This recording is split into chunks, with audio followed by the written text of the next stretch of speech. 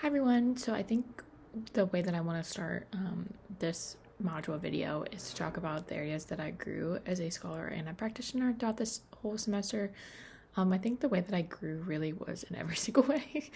I started this semester a little on the nervous side about, even just understanding like legal terminology um, and just like the real purpose of the law and legal issues in higher education. And I feel like I have way more of an understanding, and I feel like my original plan of not speaking up in class and being a little bit more nervous or thinking that I would be nervous to answer certain questions did not happen. So I feel like that was a big area of growth for me.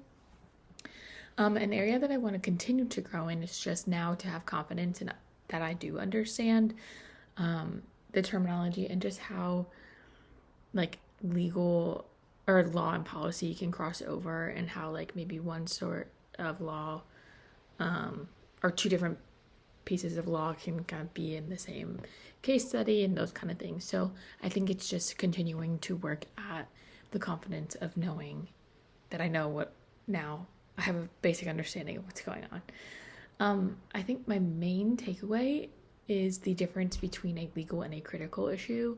I think, it takes a lot in our minds that, at least for me, I feel like it's very easy to mix something that would be considered a critical issue and assume that it's also a legal issue, and also vice versa.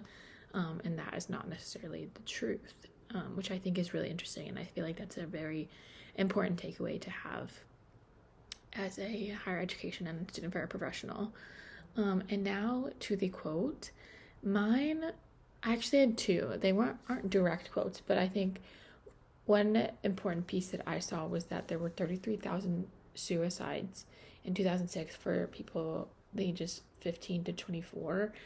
And within those, I know it said within those ages, I think it's like 18 to 22 or something is the normal regular age for undergraduate students. And to understand that that's like almost 4,000 suicides like an age group, which is very terrifying.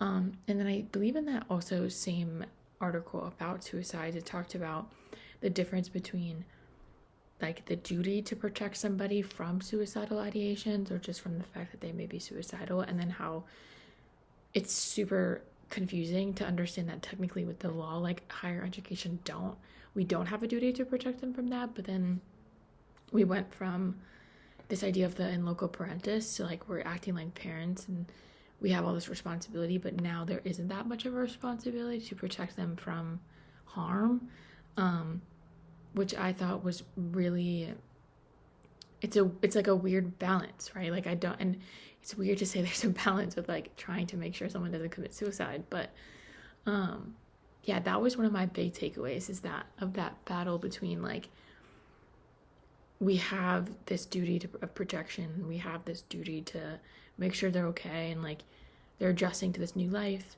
but we don't really, because we got rid of in loco parentis, and now with the state tort law we have no duty to protect them.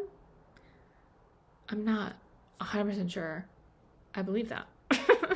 But yeah, so that would be those two quotes kind of, and I feel like that kind of correlates, like the 33,000 suicides and then that fact that we have apparently no duty to protect the students on our campus. And I would be interested to hear like from student affairs professionals of like, is that relevant to their everyday, or I don't even know if it would be everyday, but if that is relevant to their jobs. And maybe they say higher education has no duty to protect, but what does that look like for someone who's like extremely student facing, or does that just mean us as a whole?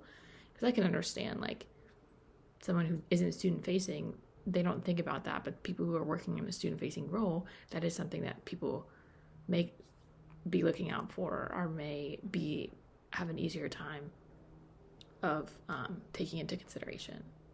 So I hope that